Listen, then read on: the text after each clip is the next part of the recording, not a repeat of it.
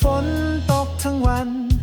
ฉันก็แค่อยากนั่งเปื่อยอยากนอนไปเรื่อยก็เพราะเหนื่อยมาหลายวัน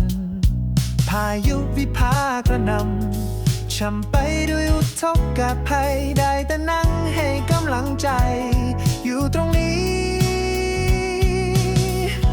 ขอให้ผ่านไปไวๆจะได้ไปทำงานเพราะตอนนี้ฉันเกียจคร้านงานไม่เดินได้แต่รอว่าเมื่อไรที่พายุวิภาจะพ้นไปจะได้ซักผ้าที่เตรียมไว้ให้หมดไปไม่อยากเสียตังค์ออ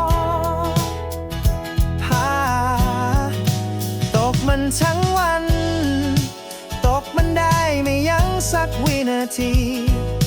ฉันก็มีธุระที่ต้องทำมากมายตอนนี้มันนานไปแล้วฉันชิลเกินไปมันแสนสบายผ่อนคลายแล้วไทยดูซีรีส์จี